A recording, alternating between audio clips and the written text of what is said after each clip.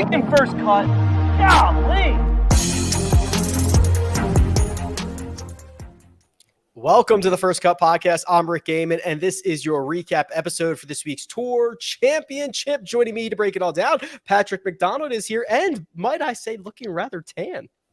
Oh my gosh, yesterday was it was a disaster of a move-in day, but we got the golf today, laid back, relaxed, could barely move, and we got a good one. Well, you don't have to move, just speak into the mic. Greg DuCharme is here. Hello, Greg. Rick, I told you there was nothing to worry about. There was no sweat to be had. I won't give away any more than that, but you know what I'm talking about. So quite a day. What a week. Get that out of the way. Excited to be here. Thank you. What a week indeed. Kyle Porter rounds out our crew for this evening. KP. Hey, bud. What a week. We got we haven't decided the winner of this tournament. They're T1 right now, and we're doing the show. So do they go back to the 18th tee and just keep playing it? What happens now? I saw that Brendan Porath tweeted they should do like a chipping contest for Pro Shop credit for the low gross score. Well, we do have a champion, and it is our beautiful boy. I saw they were having a drinking game in the chat, so we're going to get him nice and toasty right out of the gate. Viktor Hovland is the winner of the Tour Championship. He is the winner of the FedEx Cup. He is 27 under, 5 shots better than anybody else in the field. We will dive deep into this round and its implications. But Patrick, we'll just kind of start here. It was we kind of thought this was going to be the case last night, right? I mean, this was a massive lead heading into Sunday. Barring something crazy, Viktor was going to be our champ. So it felt a little bit like a nice little victory lap around Eastlake. To a certain extent, I would agree with that. I would say something kind of crazy did happen with the man he was playing with putting together the round that he did. And for Viktor to, play the way he did, it easily could have been a Scotty Scheffler scenario. The same variables were present there. You had a guy trying to chase you down who was playing great golf, and you're going after, massive payday. So very impressive stuff from Viktor. Really the 2 par saves that he had, the first one coming out of the rain delay on number 2, where that easily could have been a 2-shot swing early, and they come away all square on that one. And then the big one, the mighty fist pump on the 14th, all the way from Norway, just slamming that one in Xander's face from 23 feet. That one really put the tournament on ice for me. But yeah, I thought it easily could have. It was supposed to be stress-free, and it certainly looked stress-free, but the way that Xander played, it made it all the more impressive from Viktor. The thing that we were terrified about, Greg, you alluded to it. We were terrified that Xander Schauffele was going to go out, shoot something low, continue his dominance around Eastlake, and steal this thing from Viktor Hovland. He did most of it. 62, the best round of the day. And actually, Viktor said afterwards, this start from Xander, 4 under through 6, 5 under through 8, forced him to change his strategy from more of fairways and greens to, oh boy, better go out here and make some birdies, which obviously, spoiler alert, he did. But Xander applying pressure. He applied a lot of pressure. After, what was that? After 12, it kind of tapered out a little bit, which you can give him some credit for, because he was just throwing it at every single flag. I mean, every time he looked up, it was coming down right on the flag. Between the 2 of these guys, they had a combined 20 birdie putts inside of 15 feet. And that almost seems low when you were watching it, because it seemed like all day long, both of them had 12 feet for birdie. And it was just an incredible back and forth duel. This was unexpected to me because I didn't see this rain delay coming. I knew there were chances. We had another one pop up right over Eastlake, just like yesterday. But ultimately, I thought the golf course yesterday was too firm for a round like this to be put together.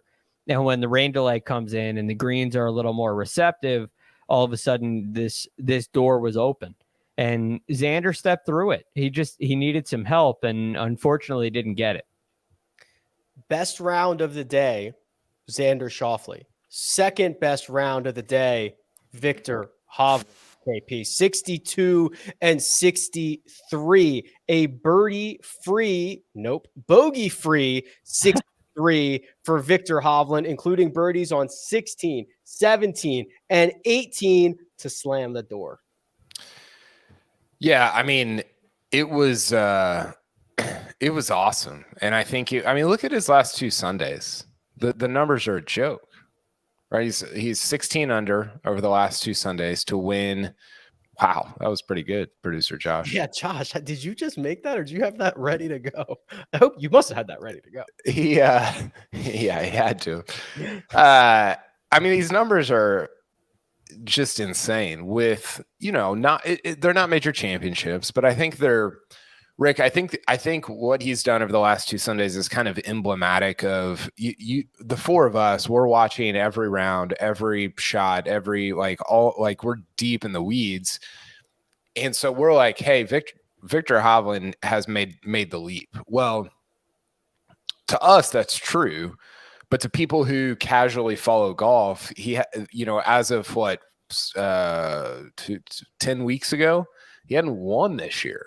And so I think these wins, whether it's Memorial or the last 2, the way he's won the last 2 weekends they're not validation for him or for us, because I think you kind of know like where the game is at and how much better it's gotten. But I think they are sort of this forward facing, public facing validation for everybody else of like, hey, Viktor Hovland's one of the 3, 4, 5 best players in the world. And that's probably been true for about 10 months now. So I just thought it was incredibly impressive.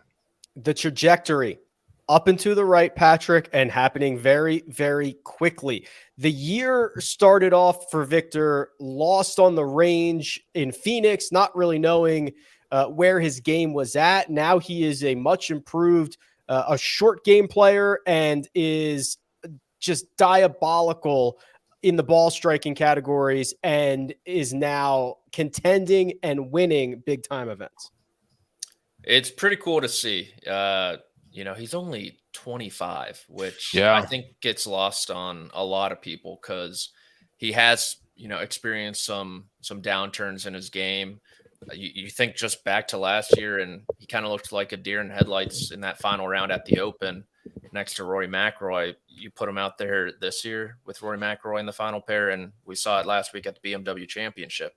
And just that step, on the elevated event stage, on major championship stage, with $18 million on the line, it's massive. It's a huge step. And for him to be one of these guys where he can, it's tough to say because Scottie Scheffler can't putt, but like he makes big putts, like massive putts. And I think that says just so much about him and where he's at mentally, which is obviously more important than what's going on physically.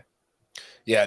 Real quick, Rick, I think the 2 things that I was thinking about on Sunday, I tweeted out a little thing about this. I actually wrote about some of this for CBSSports.com, but the 2 things that impressed me most about him this year, he was a great ball striker from day one. The day he turned pro, he was probably one of the 5, 6, 7, 8 best ball strikers in the world, which is crazy for somebody coming out of college, but that's how good he was. So go back and look at the numbers.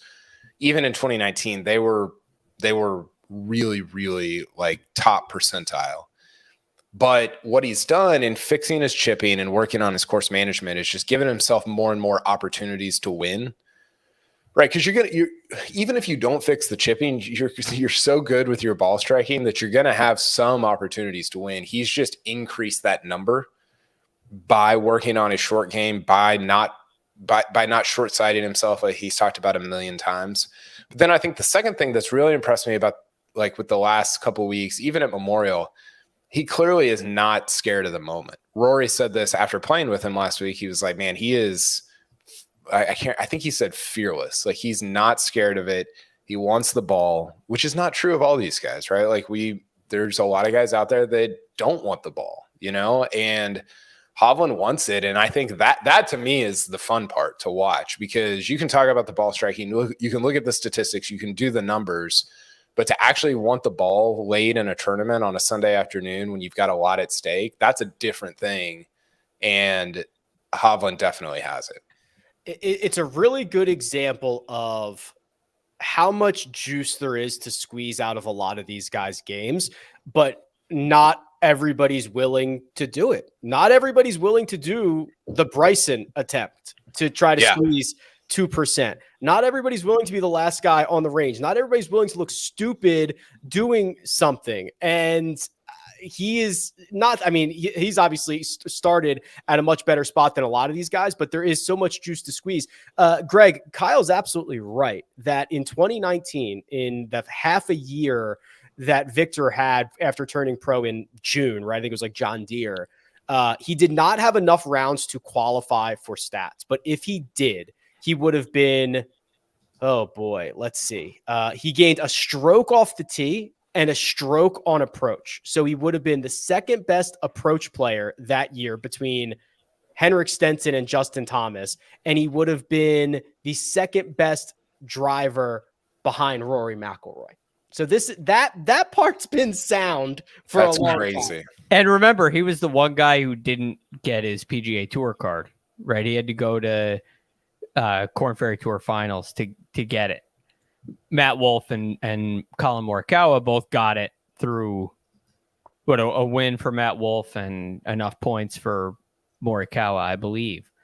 But if you take that year out and you look at still the ball striking numbers, even this year, they're still better. I mean, this is his best season ever in driving accuracy, his best season ever in greens regulation, and I believe strokes gained approach, excluding 19. His best season ever in birdie average, his best season ever in scoring average. I mean, there's a lot of attention that has gone to the short game. I think it's his best strokes gained putting season ever as well. But there are a lot of areas that he's improved. A lot of attention has gone to the short game, and rightly so, but it's not just the short game, right? I mean, everything has gotten incrementally better. And it puts him in position to get into a Sunday and feel like he's ready for it. He feels like he's prepared. He at least looks like a guy that thinks he's prepared, and he knows that he's put in the work. And so it's time to just stay out of your own way. And that's what he does. He stays out of his own way. And that is not easy to do. This is such an easy tournament to lose and have a debilitating Sunday. If you think about what he had to do against the Zan man, as Patrick would call him. I mean, he had to go shot for shot. How many times was he hitting second and answering the bell, right? Hitting it in there to 8 feet. I mean, there were probably 6 daggers that he threw out there today. Well, I mean, what is Xander feeling like playing against this guy? I can't gain one. Yeah, you shoot a 62 and what'd you pick up? One shot? Yikes. Yeah. Yeah, you turn in 30. You pick up one shot. Yeah. Tough scene. I had something else I wanted to ask you, Patrick, to put a bow on this. Oh, yes, I remember. The rumblings are starting. I'm seeing them already in the chat. Are you starting them? No, I'm not. I'm just stirring the pot. I'm just stirring. Ooh, I like it. We spent the vast majority of the year talking about a big three. Rory McIlroy, Scotty Scheffler, Jon Rahm. Is there now a big four, or are we prisoners of the moment? Yeah, he won the Tour Championship, but it's closely tied to the BMW, so it's only 1.5 wins. We did this to Patrick Cantlay, yada, yada, yada. I think the gap from number 4 to number 5 in 2023 is substantial. Who's number 5? 5 is probably Cantlay, 6 is Xander. Those are the 2 guys. They're 1 and 2 in the fraud rankings. Is it? No, Xander's not in the fraud rankings. Yeah, they're your 5 and 6. I think it's really hard, Rick, to get caught up in the big any number because it changes so much, right? Like the big X. It'll change by. I mean, you could have somebody go win the European events right before the Ryder Cup, and you're like, oh, big 7, and it's like I don't know. It's always changing. I think the thing that I would say is that Hovland has made a leap into a different tier of player in 2023 than he was in 2022. I think that's sort of indisputable. Now, I don't know who's in that tier or who's not in it or whatever, but he has made a leap up that has been, he's different now than he was in any previous year. And I think that's been, I don't know how you would argue with that. Patrick, I got to do my, I do my all NBA team, like the starting 5 at the end of the year for normal sport. I don't know who my 5th guy is. Those 4 are on. Can I put Cantlay or Xander on there? Do they play a Throw position? Wyndham Clark in the mix. Like John Wyndham Rahm is DeJuan Blair for sure. What? No, they don't. No, they don't play a position. Wyndham Clark might be it, Greg. He was kind of. It depends on the Ryder Cup. Year's not over, but Wyndham Clark's a good call. Yeah, I think he would. I know Hovland had, made a huge step. I think Clark would win most improved if that was a category to vote on, just because his jump was so much bigger than Victor's. He just had more room to grow. Yeah, exactly. Do they split the OWGR points or do they both get first place points? I think they split them. It says T1 on the page. Yeah, the page says T1. There's 2 winners listed next to. So they each got 35. Is that a split or are they both getting? Seems like a lot. I think they're both getting first place points. Well, we can actually check this out because unless it changed, Xander also has a tour championship win, which got him 58 points. No, but the system's changed. Yeah, you got to do last year. Look at the 2022 Tour Championship because however many Rory won last year, like if he won 35, then that means they're sharing first place points. All right, here we go. So 2022 on the greatest website ever built, OWGR.com, says it's not good. Says, and that's after they probably spent a ton of money on it. Okay, Rory got 38 points. So I think they're both getting first place points. Rick, we were talking. 38.8. We were you were on HQ and we were all talking like Xander has the weirdest resume of all time. Unbelievable. the wins that aren't wins, the wins but not PGA Tour wins. Just the gold medal is just the icing on the cake. The whole thing is the Zurich. There was more than half of them at some point were only like no cut short field events. It's wild stuff. The OWGR says he has 3 tour championships. One of them was a tie, and the PGA Tour says he has 1 tour championship, and none of them are ties. What does Wikipedia say? Wikipedia says he has 7. Okay, so he has 7 PGA Tour wins. Yeah, this is crazy. What is there? Joe Musso on HQ asked, like, what's the takeaway for Xander Schauffele? And I'm like, it's nothing, right? Like That's what I said. I said. It's just nothing. He's not going to be like, oh, I know that I can do it in the moment. He doesn't get the boost of a win. He's just like, yeah, I shot a 62. I'm awesome at golf. I love Eastlake. I think I was going to say, I think the takeaway is like, he's in that, I don't know however many you have, Rick, of like horse for course. There's like 5 or 6 that it's just an auto one and done play. I think Xander is in that. I mean, he has been, but he's for sure in that category. So I mean, I think before this week it was 1.8 per round. This is going to get he's going to improve on that. It's going to, anytime you're over 2 and have at least 24 rounds, it's like elite level stuff. Yeah, and he's going to have that. He kind of he got boned with. I mean, he ran into 2 buzzsaws the 2 times he was like really in it. I mean, he beat 3rd place by what? 6 strokes. And then the Wells Fargo Championship too. You run into Wyndham Clark just hooping everything, it seems like. But yeah, I don't know. It's like vintage Xander where that just happens to him all the time, I guess. Well, he got Xander little revenge on Wyndham Clark this time around.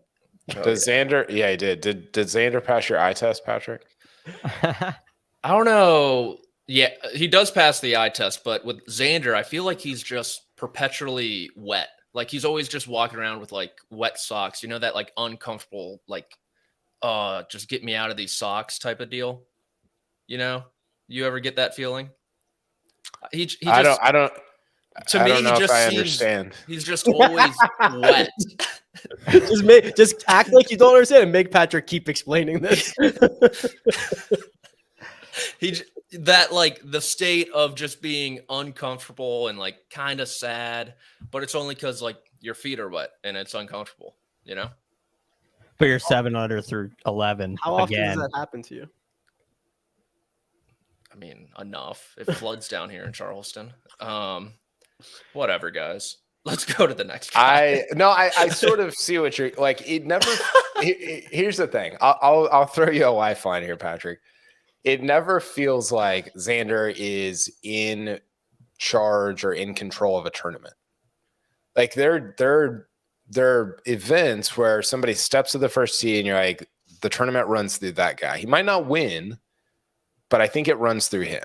Whether it's Rahm at the Masters or Brooks at the PGA or, you know, Scheffler at the Players Championship. Like Minwoo steps to the tee and you're like, I love you, Minwoo, but the tournament runs through Scheffler.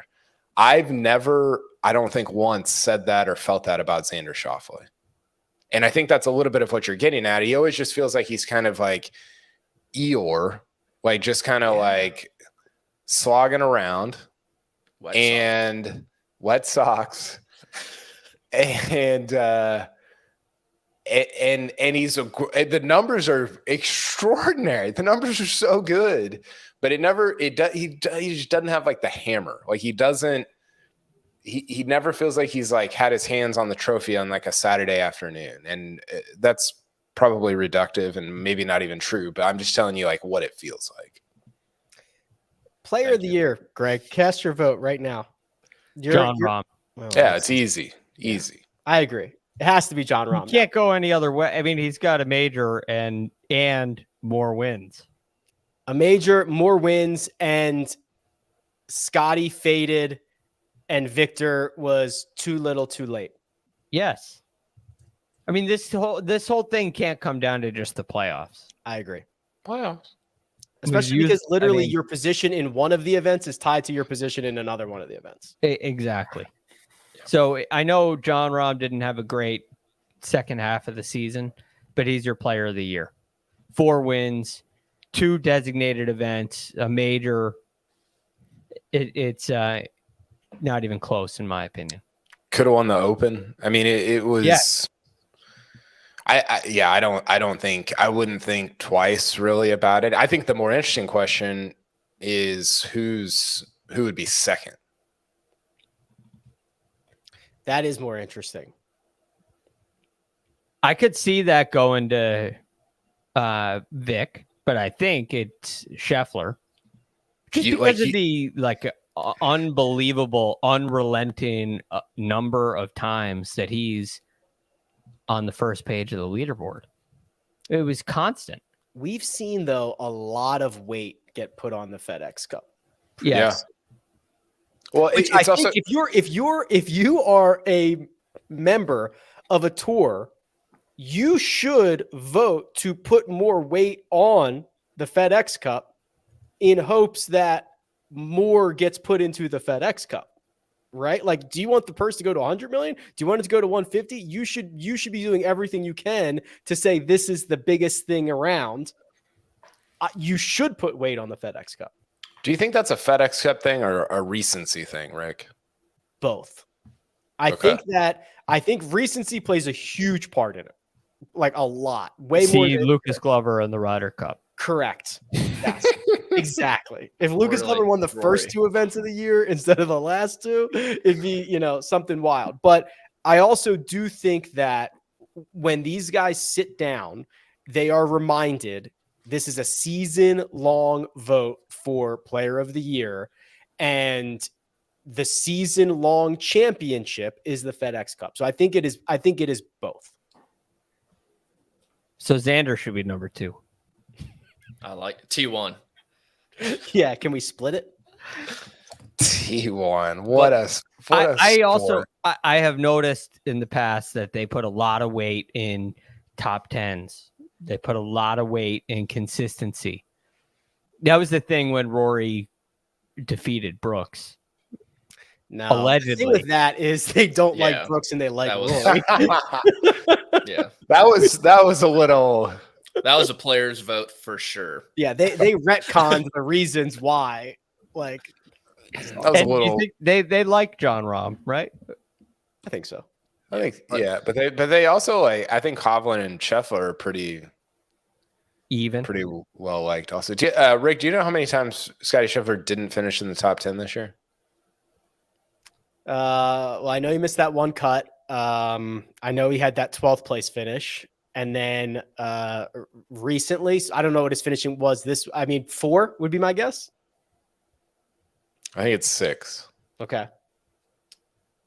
17 There out was of one early. There was one in the fall, right? CJ. He was CJ, T45. 17 out of 23 events, which is It's insane. it's a joke. I He think finished T12 at Genesis, T23 at the Open, T31 at Memphis, T45 at the CJ Cup, T11 at RBC Heritage, T11 at American Express. So 3 of his not top 10 finishes were top 12s. That's so stupid. That's insane. We are going to continue this conversation. Also, the Europeans are the shortest they have been to win the Ryder Cup. Since I've been tracking this, they're down to plus 150, a number that it's much shorter than what you could have got a couple weeks ago. We'll talk about that. We'll look ahead, recap the best bets. We have the final one and done numbers. We'll see you on the other side. It's time. The best Transformers yet. There you go. Is now streaming on Paramount Plus. This is gonna be fun, man.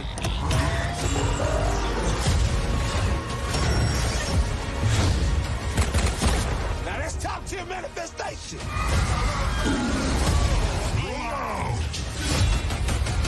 Transformers: Rise of the Beast. Rated PG-13. Now streaming on Paramount Plus. And we're back. I'm going to let Patrick decide the direction here. Patrick, your 2 options are we can keep going down this tour championship, talk about the notables, 3rd, 4th, 5th, etc., or we can transition to a Ryder Cup conversation. What would you like to do? Your vote. Don't look around the room. Make the right decision. This is really your vote because you know what I am going to pick, and it's not the Tour Championship. The Ryder Cup. Oh, I'll officially declare it Ryder Cup week. It's Ryder Cup week. Let's go. There you go. Giddy up. As mentioned, KP, plus 150. The European team seems to be trending in the right direction. Rory McIlroy, Viktor Hovland, John Rahm, Tommy Fleetwood, Matt Fitzpatrick, all playing well. The U.S. squad, it's not even in flux yet because we don't even know who's on this team yet. Tuesday will be a very critical day. It's not going in the right direction, I will say. I don't. Okay, so a little intel, sort of, maybe not. We'll see how it goes. But I talked to some people this week. I just hedged like as hard as humanly possible. But I talked to several people this week about the Ryder Cup, and I am now of the belief that Justin Thomas is for sure on the team. Now, might not go that way. The people I talked to could have been wrong or whatever, misled. I don't know. But it seems like that's just the deal. And so now all of a sudden you take a team to Europe that JT's been bad. Spieth almost finished last this week. Brooks hasn't played. Scheffler can't putt. Who do you go to Rome with a lot of confidence in right now on the U.S. side? Xander and Cantlay. Brian Harmon. Okay, so Wyndham Clark. I mean, and he's going to get thrown into the fire. Exactly. That's sort of what I'm getting at. Is for Europe, it's like it feels very linear. Like they were this time last year, it was like, I don't know, man. And they've just every month, it's like, oh, they've gotten better. Oh, they've gotten better. Oh, they've gotten better. And now you're like, man, Rory's been awesome. Hovland's the best player in the world. Fitzpatrick almost won the BMW last week. Like their play. Now you go down the list, and the bottom of it is not. It's more up in the air, I think, for the European side. But their top is like thriving right now, other than maybe Rahm. But Rahm on the U.S. team would be he would be thriving compared to how some of the guys are playing. I have a lot of thoughts on this, Greg. So one, I also believe Justin Thomas will be on the team. That is not my decision. I believe he will be on the team. He got a pretty good run out of playoff events to give him that chance. Yeah. You and I have talked about it a bit, Greg. No one earned their spot. You know, Denny McCarthy, no. Keegan Bradley, maybe. Lucas Glover, But no, Sam Burns didn't steal a spot. Ricky Fowler, who I also think is on the team, limped to the finish line. There is, again, Justin Thomas is not on my team, but he got a very, very good run out for being on this team. And when you get into that situation where nobody really demanded the spot, at least enough spots to fill out the team. Like I could say Colin Morikawa cemented his place on the team, but we knew that already, but he did. Jordan is far enough up in the points and he's Jordan Spieth, he's going to be on the team. But these other guys that are playing musical chairs didn't really command the spot. So now what do you do if you're the captain? Do you take a guy because he's, closest? Do you take Sam Burns because he was 12th in points and played pretty good this week? Or do you take the guy with a great Ryder Cup record who all the players seem to think should be on the team, who has a really strong partner? I mean, I'm not trying to make a case for this personally, but I could see a captain saying, okay, I can go to Rome with two teams that are buzzsaws and Cantlay and Schauffele, and I can add Keith and Thomas with my picks. And how can I split that team up if Burns hasn't demanded it, Fowler hasn't demanded it, Keegan hasn't demanded it? All these guys have question marks, and so does JT, but he also has a great partner and a very proven track record. I think one more thing too is Avenue. You look at the top 6 auto qualifiers, none of them have played a European Ryder Cup.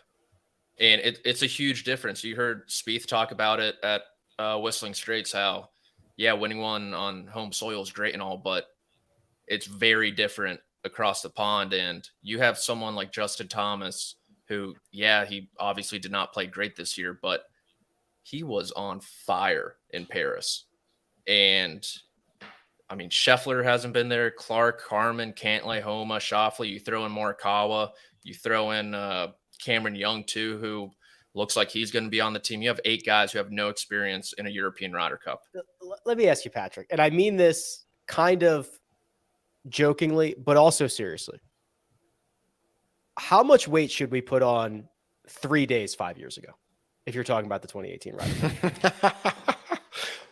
Okay. I'm kind of joking in the fact of, like, obviously we should put no weight on it, but I do agree with the whole sense of you're going to send a bunch of guys on the road for the first time and throw them to the Lions. But is that a strong enough case that some guy played well for 3 days 5 years ago? You also have got a bunch of guys that have, lost to the Lions before.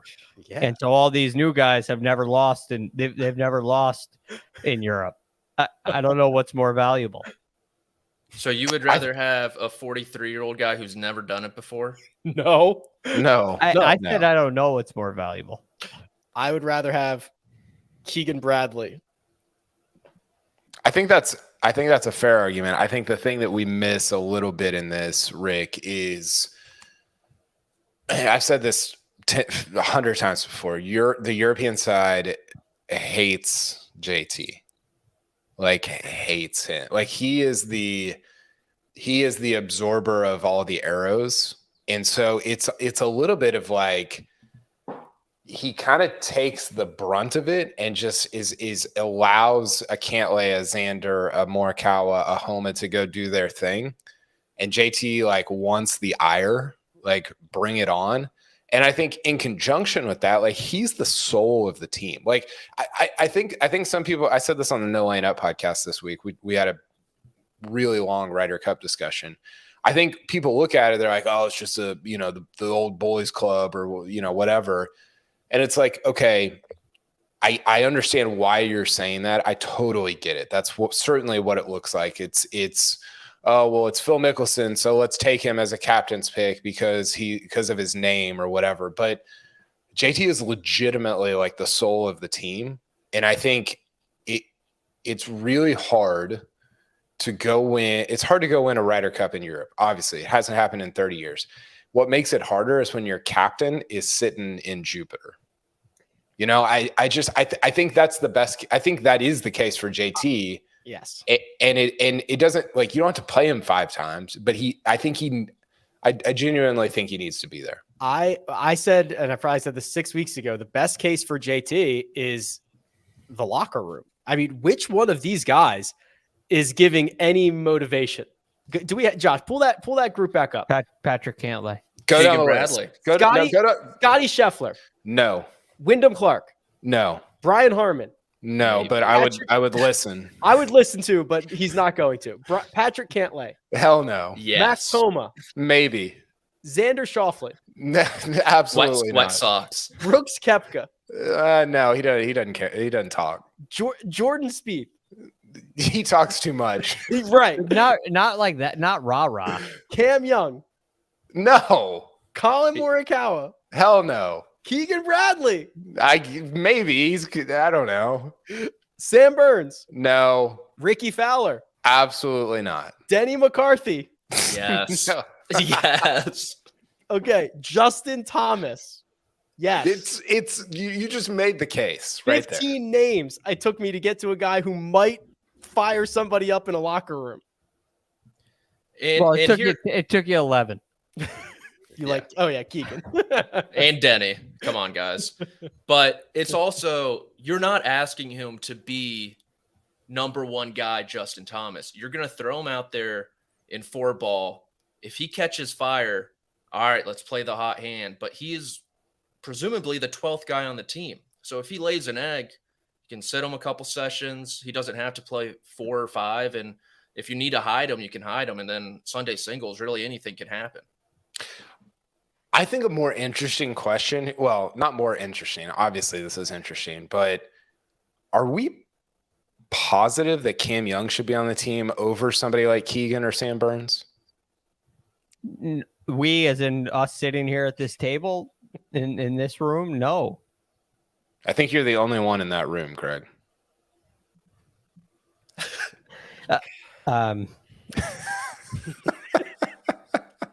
At this table, I think you're right. This feels like a round table discussion to me. Sure, I know what you mean. I just my socks are wet now. Okay, the Cam Young thing, it's almost like we're treating him like he's Dustin Johnson.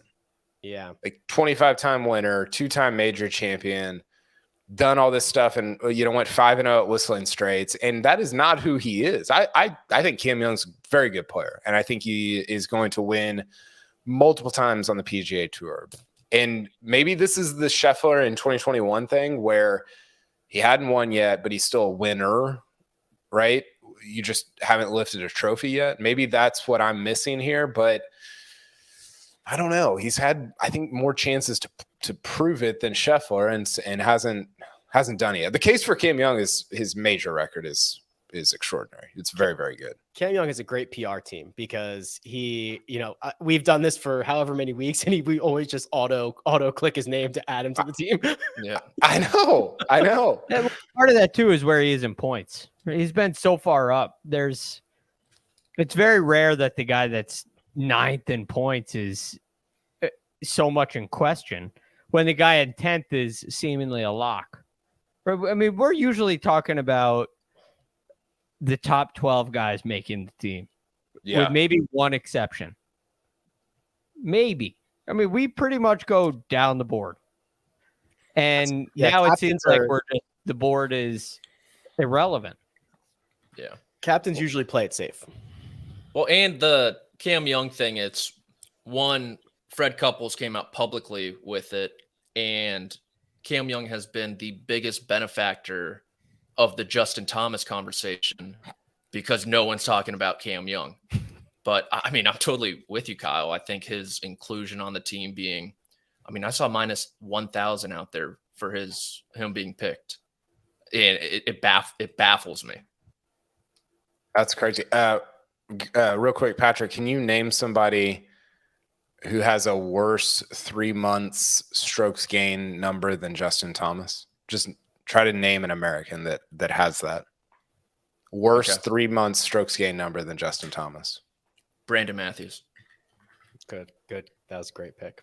Very wise. Yeah, I think he does. Ryan Moore. Barely. Oh, I thought that was a lock. So the company that JT's keeping over the last 3 months, this is 3 months strokes gain. This is in order. These guys are ahead of him. Brandon Wu, William Mao, Zach Blair, Kelly Craft, Carson Young, Ryan Palmer, Justin Thomas, Tyler Duncan, Cam Champ, Gordon Sargent. Elite. You broke my brain. I thought you said Carson Palmer at one point. Maybe him too. Yeah, Jason Duffner almost has a better 3 month strokes gain record than JT. And yet, I think I would take him. We're going to find out Tuesday, right? Tuesday, 10 a.m. Eastern, I believe. Does that sound right to everybody? That's correct. We are going to get the announcement of the captain's picks on both sides. No. No. I think Europe is not for a couple weeks. September 7th, I believe. What? Yeah, they're post. Are they post BMW PGA or before it? I feel like I read September 7th. I think it's well, what's this week? Is this week Irish Open? I believe so. That's right. They have they got a couple big events coming up over there. Yeah. So I think it's post BMW PGA, post Wentworth. This week is European Masters, then the Irish Open, then the BMW PGA. So they might not announce this but then that's only like 2 weeks ahead of the Ryder Cup. Yeah, I don't know. I'd have to look up what they're because they lock in at some point too. I think they lock in after this week, like their top six. I mean, not the captain's picks, but the automatic qualifiers. They are September 4th. September 4th is when they pick. Yeah. So that's next Monday. That's a week from tomorrow. Qualifying ends the 3rd. The 3rd, yeah. Qualifying ends the 3rd. Okay. And then on the 4th, right? They announced the picks. I did see where if my boy Yannick Paul wins next week, he's on the team, which would be sick. Should be. I mean, he would pass McIntyre in the European points.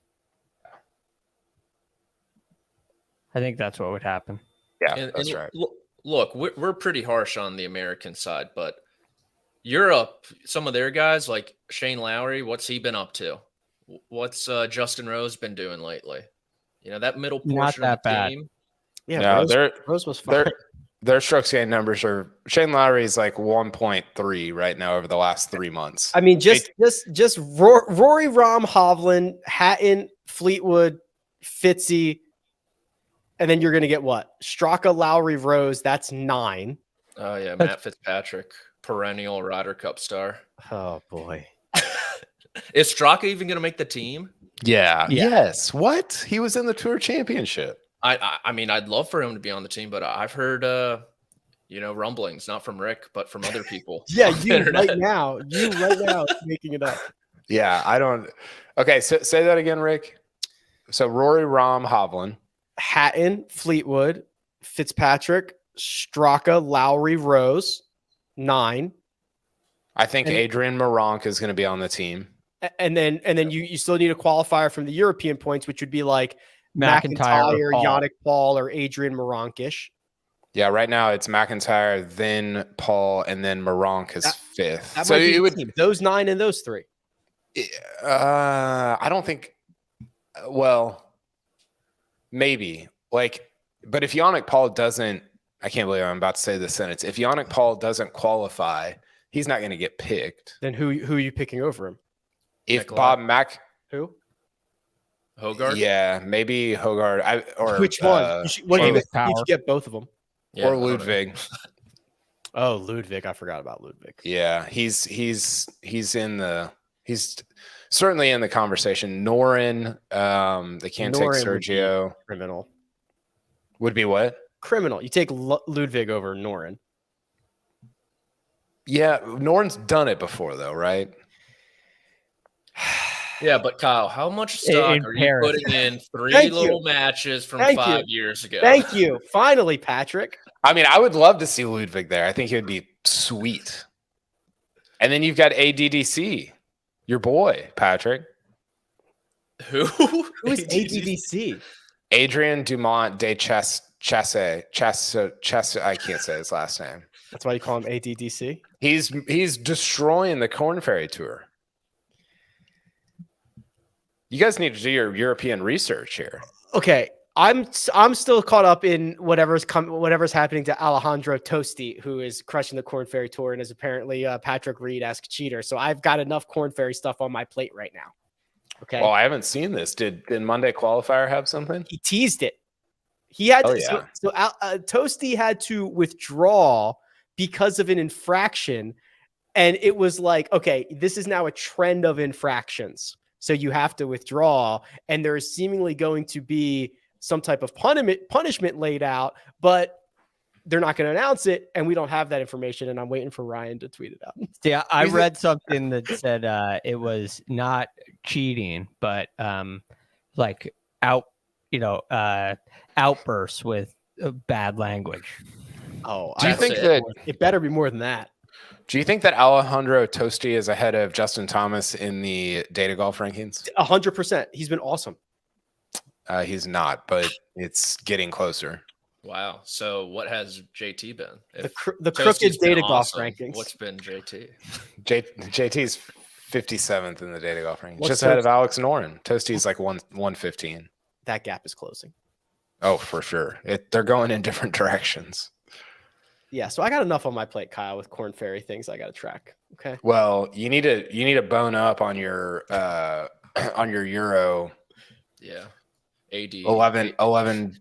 ADDC he's a stud. He's a star. Like he's going to be ACDC. awesome. 23 years old. Say his name? I can't. Adrian Dumont de. It's spelled Chasse Art, but it's probably said in a much more Probably like regal way than I can say. Chasse or something. Chasse, yes. He's French. He's I think he's Belgian. Ooh. Interesting. We need more. So Belgians. Yeah. his Corn Ferry starts this year. T11, T42, T10, T7, T6, T8, T2 win. And he also won a bunch and finished top 5 a bunch in NCAAs this year. So he's a stud. He's very good. Where does he play? Where does he play? You said in NCAAs. Oh, Illinois. Illinois. Thank you.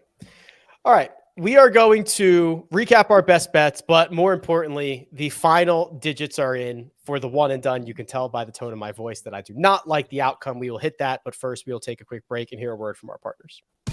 Get breaking news, Big news coming out of the NFL today. highlights, and instant reactions. The largest final round comeback in tour championship history. We're down to the final four. I just want to take time to analyze greatness. Talk winners and losers with a guy who's already a big winner. CBS Sports HQ. It's all sports all day long.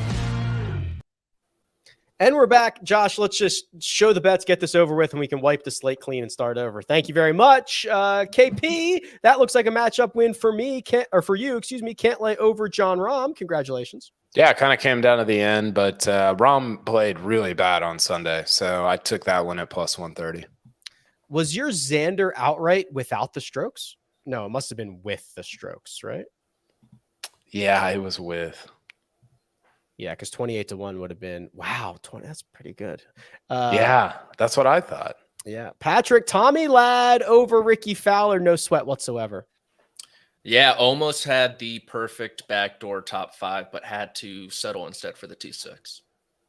Mark had Xander inside the top 10.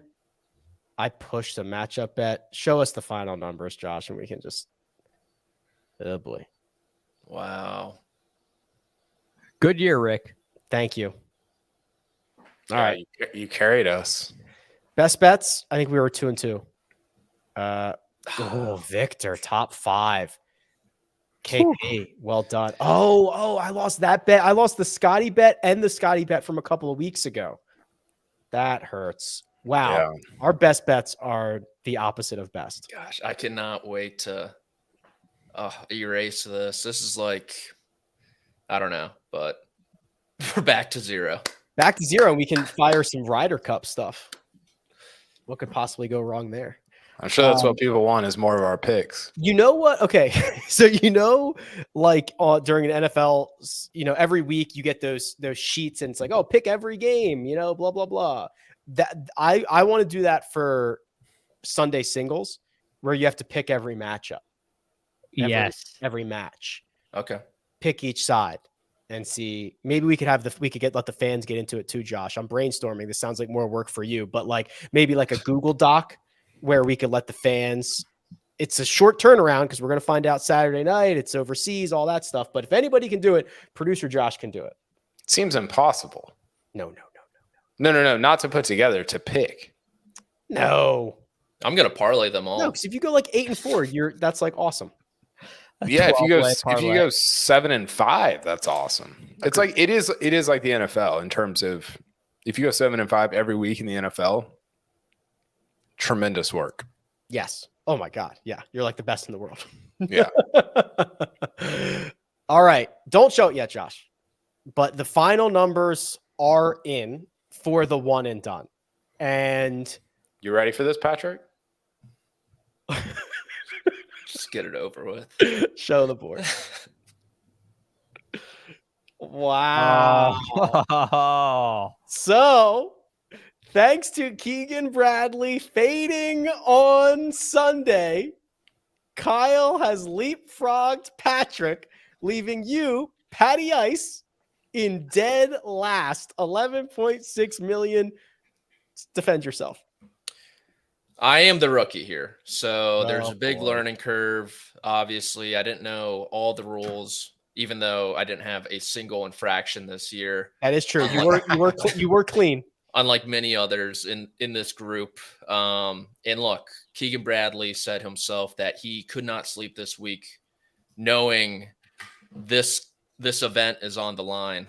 And it clearly got to him on Sunday. I think he shot 4 over. But on Thursday, with the potential of Rory WDing and Keegan Bradley tied for first, I'm not going to lie. I was flying high. I sent in the Herb Brooks gift to the group. that was straight out of the Mark Immelman playbook of Thursday celebrations. That was the end of me, and my season came to a fitting conclusion. Well, KP, you salvage a 7th place finish thanks to Rory McIlroy's $1.98 million, which was solo 4th. We used a 2x multiplier on the Memphis payouts.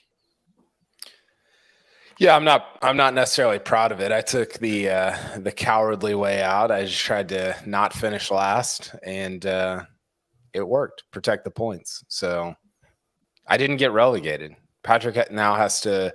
There's actually a league with my kids next season that you're now in, Patrick. Do we get to play for ice cream at least? Yeah, Pint of your choice. John Rahm was seeing his odds pick. It was looking good for 2 rounds, but 71-74 on the weekend drops him into a tie for 18th and earns him $624,000. Sia stays put in 6th. The fans went with Sung Jae Im. They got $426,000, 15.5. And Greg DuCharme with an excellent selection of Wyndham Clark, 2.7 million, wins the week, leapfrogs the fans, and gets himself into 4th place. Yeah, almost got a podium there. But boy, I'll be ruining many mistakes throughout this season. But I do want to go back and look, because if this were match play, I think I might have won. I've won a lot of weeks, especially late in the year. Oh, so you're saying if our one and done was a match? Oh, that's sick. Like if you win the week, you get something. A point, and it's like 1, 2, that's actually pretty sick. 11 points wins the year. Yeah, we should vote on that right now and take this away from Mark. Yeah, we could match play retroactive. Yeah, I'm down. Whether we do or not, we should at least tell him that's what we've done. Right. Yeah, we'll just tell him we did. Well done, Greg. Congratulations, Wyndham Clark. You win the week. Yeah, very happy. Great week for Wyndham. Wish I had Victor. Obviously, I should have played Brian Harman at the Open and Victor in the Tour Championship. So next year, I'll get that right. I had Lucas Glover. Loser. No, he played fine. T18. I got a little bit, I felt better because he did beat Brian Harman, which that was my decision, was Lucas Glover, Brian Harman. Although I do think I had Wyndham Clark available, but I was never going to go there. So Lucas Glover gets me 600,000. I finished 3rd at 16 million. Kyle M went with Russell Henley. Oof, he faded too. Got 784,000, goes to 17.2 million. And honestly, because Mark has at least one asterisk, Kyle M's our champ. Congratulations, Kyle M. Hat tip. I'm down for that too. Yeah, I agree. Mark had Rory McIlroy, got the same amount, 19.3 million. But we know the dirty cheating tactics that he ran out all year long, and you can decide for yourself whether he's truly your champion or whether Kyle M is the champion of this year. I think it's Kyle M, but that's just me. Yeah, me too. No, you don't have to talk me into it. It all started week 1. Literally out of the gate, week 1, he couldn't help himself. The ripple effect from that too. He cheated there, and then he cheated recently. What did he do? What did he do recently, Josh, that I wanted to give him a second asterisk for? It's an Alejandro Tosti situation. He got in Russell Henley's ear. Oh, yeah. He made that divot on 16 at Sedgefield. We have never in the history of this show have had anyone make contact with a player negatively during a round. If he wasn't employed, they would have kicked him out of this place. I think this is a record of bad kick him out of the league that I think needs to be addressed. I totally agree. I feel like there's going to be a 30 for 30 or maybe a Netflix documentary on this one and done season. It's the Johnny Football, the Swamp Kings, and On the Mark. On the mark. Perfect. I love it. All right. For those just listening at home, here are the final standings. Mark, 19.3 million. Kyle M, 17.2. Rick, 16. Greg, 15.8. Fans, 15.5. Sia, 13.6. Kyle, 12. Patrick, 11.6. Those are your final one and done standings. Congratulations, everybody. We will start this back up at the Fortnite, I imagine. Wait, or should we wait till January? We got to do the FedEx Fall. Oh, that's right. Wait, well, maybe we could do, we need to do some tie-in to what the FedEx Fall does, like get you. Like, because you get into some of the events, right, from the FedEx Fall. So what if, depending on our one and done positioning in the fall, that's how we decide what events you get to make picks for next year. So if you finish last in the fall, you don't get into any signature events. Oh, I was thinking that'd be intense. We would stagger start the new year with, you won the FedEx Cup fall, you get $2 million, $10 million or something. 10. Well, it's staggered. You get second, you get $8 million or something. We'll take ideas. I do think it should be okay. What we could do it like the FedEx Cup, and then if you get hot and win a 2-week sprint in the one and done, you're allowed into the next signature event to make a pick for that. You get a $1 million bonus. There should be an Aon risk reward selection. Comcast Business top 10, I top 7. I don't want to float this, but I don't know if I should say it. I'll say it. I don't care. Behind the scenes, we've been working towards a path for the fans to have their own selections. So the fans right now come together and vote as one. So there is a path to potentially having a lot of people in our one and done, and then we have our own break off leaderboard within that one and done. But the fans, like Joseph has a pick, Paul has a pick, and everybody gets a crack at it that way. So like a shadow leaderboard. Yeah, we're the shadow. Yeah. Yeah. Man, that's going to be a tough scene for me and Patrick. Yeah. Well, you guys are because people I have mixed emotions right now about that. Like, Patrick, are you like, okay, you and I obviously have to do some training this off season, get back in to the best playing weight of our careers for next season. But are you going to outline the year like Mark does? Like, start from the Tour Championship and work backwards? Are you that dedicated to your craft? So the thing is, I pretty much did do that this year because I've been doing that's not good for a while. Don't admit that. And yeah, I made a few changes that were fatal. The big one, looking back on it, was I had Brooks Koepka penned in for the PGA Championship, but I was really down in the dumps. I really had to make a splash, and I picked Ricky Fowler. And that's the one I look back on. Fowler. Thanks, Josh. Damn it.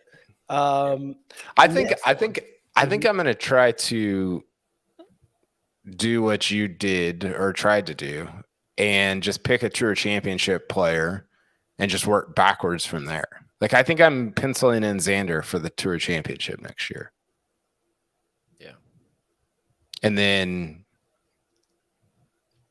although I don't know, it's hard. You don't want to like box yourself in. It's so hard to say stay disciplined to it. Yeah. And it's debatable whether you should or not. But you're going to make all your picks right now for you have more year? information as the year goes on. Right. The Wyndham Clark situation. Exactly. Brian. Right. You want to keep guys that are in contention to be, pretty good in starting strokes. Like Patrick Cantlay might be a great guy to save for the end of the year. But you don't want to, put all your eggs into the Tour Championship basket. Look where we had. I mean, nobody had but anybody. It's the biggest purse. Yeah, but you get you could shoot yourself out of the tournament by the end of the fall, depending on how we format this. Yeah, that's true. Well, we all got to get back to the whiteboard and start getting our strategy in place. The next time Mark will be on will be horrible because he will remind us that he is the champ and all that fun stuff. Next week. So we are in the shortest off season in sports. It's like 10 days long. Next week, we are doing 2 shows. One will obviously be after the Ryder Cup selections are made on Tuesday. That's one. The other one, I believe, is our, I don't know if it's recap or looking ahead to the 4 majors, the way too early major stuff. I don't know. But we have 2 pods, Tuesday and Thursday of next week. Is everybody happy with that? Can't wait. Our Ryder Cup pod might be like 4 hours, so we really have like 4 pods. I'm gonna go knee deep on this ACDC fella and bring ADDC, not ACDC. Okay. ADHD, and really get all the facts. Any final thoughts on the Tour Championship, the FedEx Cup, Viktor Hovland, the Ryder Cup that you want to just like right now, like 15-second thoughts, please? Well, I love that we talked to Alejandro Tosti, ADDC, and Yannick Paul, and not Scotty Scheffler in a year-end recap of the PGA Tour season. Perfect. There's bigger things to get to. No Rory too. 10 straight top 10s, longest mark of his career. Yeah. No, wow. Shame. All right. We'll see you on Tuesday. Producer Josh does all the hard work behind the scenes. You can find Patrick McDonald on Twitter at Amateur Status. You can find Greg DuCharme at The Real GFD. You can find Kyle Porter at Kyle Porter CBS. You can find me at Rick Run Good. This has been The First Cut. We'll catch you next time.